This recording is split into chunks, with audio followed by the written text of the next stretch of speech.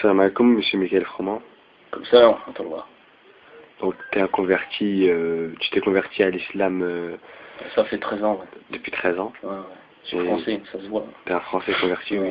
T'es d'origine française. Tes Mes parents sont français. Tes parents sont français. Ouais. Ok, et pour quelle raison tu t'es converti à l'islam? T'as des problèmes d'argent, problèmes avec ta famille ou quelque chose? Des problèmes de chômage. Non, ça c'est une théorie de psychologue à 2 francs. Bah, je vais te répondre franchement. J'ai aucun problème. Mais juste, je cherchais une vérité parce que je croyais en Dieu, tu vois, j'étais pas athée. Et j'ai pas suivi la religion de mes parents aveuglément. Je voulais juste connaître la vérité. J'ai cherché, j'ai lu et je me suis converti à l'islam. C'est une longue histoire. Ça s'est fait sur un certain temps, disons à peu près une année. Et surtout dans les derniers mois, etc. Et par rapport au fait que ça c'est ce que tu dis là, que les musulmans c'est des gens qui ont eu un problème forcément, je suis pas d'accord parce que si tu dis ça, ça veut dire qu'il y a 1,5 milliard de musulmans sur Terre, tous ils sont au chômage, tous ils sont malades, et c'est pour ça qu'ils sont musulmans, non? Et puis en plus, il y a énormément de musulmans qui sont milliardaires, très riches, et ça les a pas empêchés d'aller à la mosquée, quoi. Ouais, mais... D'accord.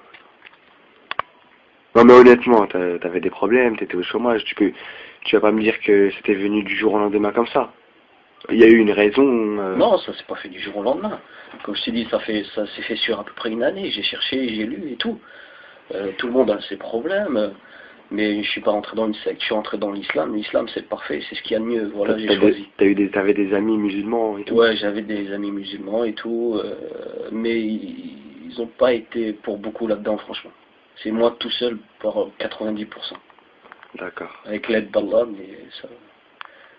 Et aussi, faut que tu saches, bon, je te dis ça, hein, le prophète sallallahu alayhi wa sallam, il dit, le prophète Mohammed, il dit quoi? Il dit quand Allah il veut du bien à quelqu'un, si le rendre riche c'est mauvais pour lui, il fait en sorte qu'il devient pauvre. Et si le rendre pauvre c'est mauvais pour lui, il fait en sorte qu'il ait de quoi être bien.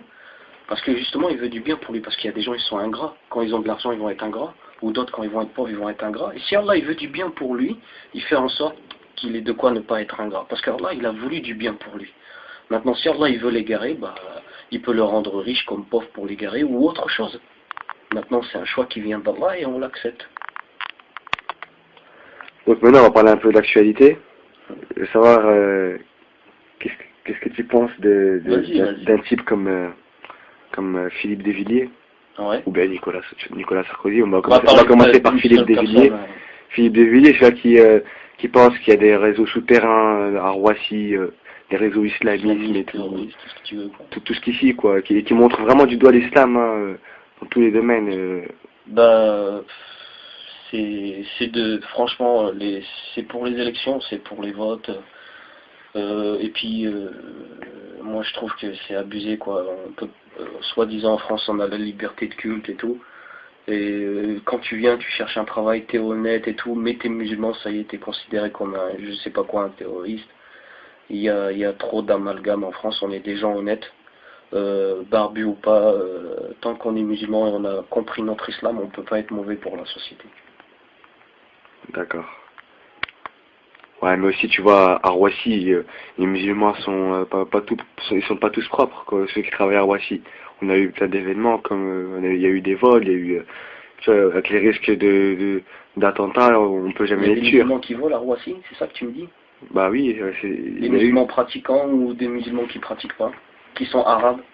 Qui prétendent déjà être musulmans. Il y a une différence entre un musulman pratiquant et un arabe d'origine musulmane qui pratique pas. Un gars de cité ou n'importe. Il faut pas tout mélanger, tout mettre dans la même sauce. Si tu vois un arabe qui brûle une voiture, c'est pas son musulman, tu dis il a fait ça au nom de l'islam. Faut pas tout mélanger.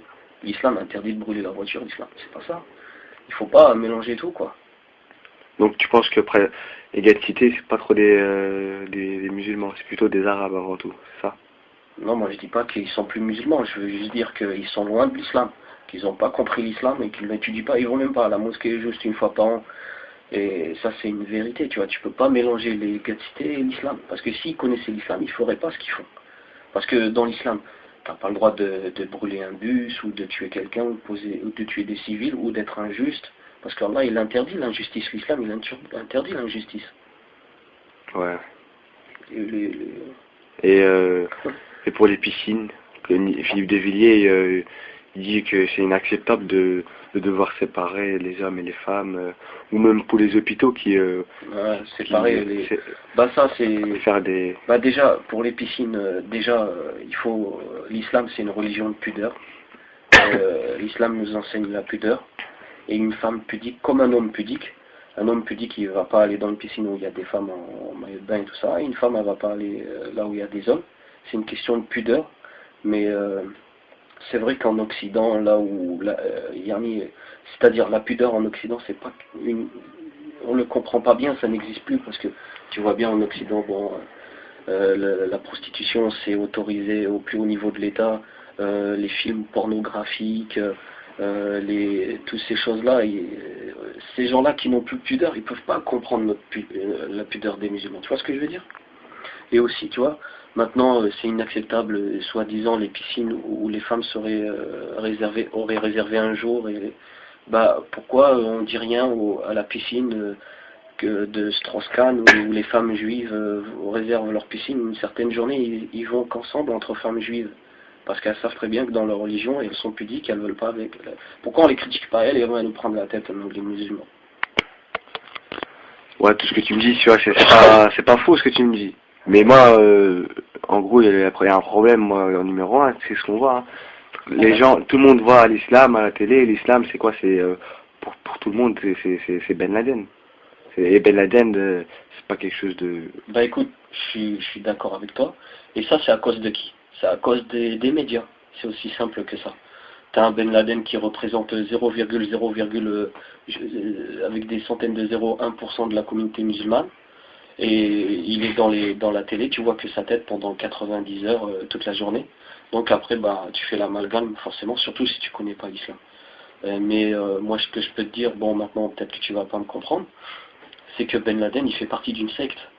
Il fait partie d'une secte qui s'appelle en arabe les takfiri, ou les kharijites, les khawarij, pardon, en français, en arabe. Et cette secte-là, elle est connue, elle a comme modèle Sayyid Qutb, qui a été tué condamné à mort en Égypte. Cette secte-là existe depuis longtemps et on la connaît depuis longtemps et on sait c'est qui, mais il ne faut pas faire l'amalgame entre les musulmans et une secte. C'est aussi simple que ça. Il ne faut pas mélanger les soufis et l'islam. Il ne faut pas mélanger les takfiris et l'islam. Il ne faut pas mélanger les chiites et l'islam. Mais ça, tu vois, c'est un sujet que les non-musulmans ne peuvent pas très bien comprendre et il faut du temps pour l'expliquer. Mais l'islam, je te résume ça, l'islam interdit de tuer les innocents. Et le verset du Coran, il dit que l'islam, que aucune personne, aucune personne ne peut porter le fardeau d'autrui. Par exemple, un homme tue quelqu'un, tu ne dois pas tuer son enfant par vengeance. C'est cette personne-là qui doit être tuée par justice. Elle doit être condamnée à mort parce qu'elle a tué quelqu'un. Mais tu ne dois pas aller tuer son frère ou son oncle ou son cousin. Parce que eux, ils sont innocents. C'est celui qui a commis l'injustice qui doit être puni. Pas des innocents. Et les gens du World Trade Center sont tous des innocents. C'est des civils qui sont partis travailler. Et l'islam a interdit ça. Comme les attentats suicides, quand tu vas tuer des civils dans un marché. Ça, c'est interdit par l'islam. C'est des gens qui se sont égarés de la bonne compréhension de l'islam. Qui n'ont pas appris leur religion comme il fallait. Et malheureusement, ça sert les intérêts des méchants.